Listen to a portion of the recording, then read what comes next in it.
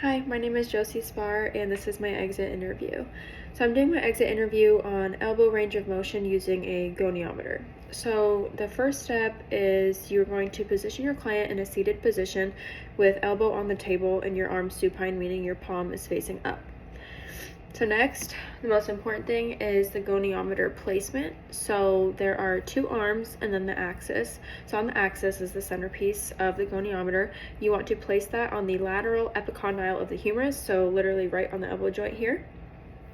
And then the stationary arm, you're going to place on the lateral midline of the humerus, and the stationary arm is the arm that does not move, and it is placed along here. So you'll have the axis and then the stationary arm, and then you have the moving arm here, and that's going to go on the lateral midline of the radial head and styloid process. So the arm that moves is placed along the top of the forearm essentially. So you want to start by recording the starting angle in degrees, and then you're going to have the client move through the full range of motion, which would be elbow flexion and extension and then flexion, while keeping the arms and the axis in proper alignment to ensure accuracy. Then you're going to record the finishing angle in degrees, and you want to repeat that about 3 times and then compare the best score to the range of motion standards table in a textbook on table 10.3. So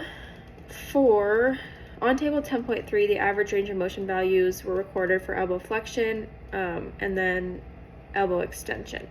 So I'm just going to share my age group, that way it's just easier. So in age range of 20 to 44 years old, male average for elbow flexion is between 142 and 148 degrees, and then for male extension it is about between negative 0.05 to 3, and then for females the average for elbow flexion is between 146 and 153, and then for extension it is between 1 and 9.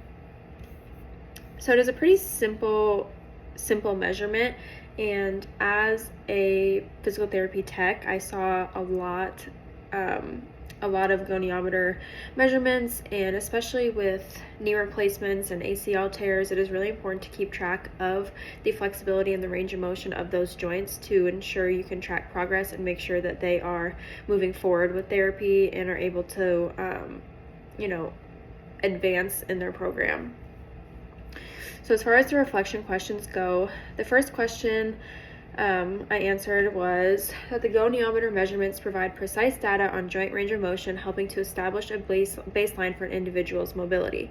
This information is crucial for identifying limitations or imbalances that could lead to injuries.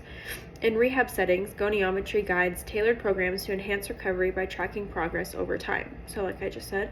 And then in addition, understanding range of motion can optimize athletic performance by informing training programs that focus on improving flexibility and strength in specific joints.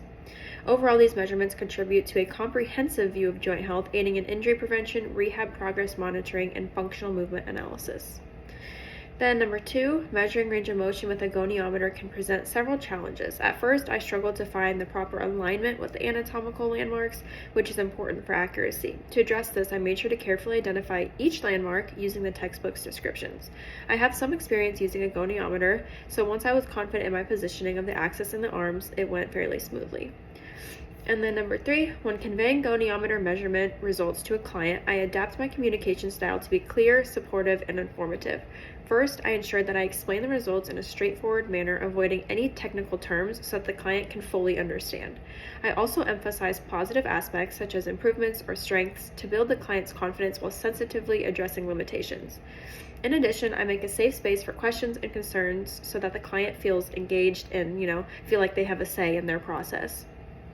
Ultimately, my goal is to create an encouraging atmosphere where the client feels excited to take on their health journey, regardless of the challenges they may face along the way. Thank you.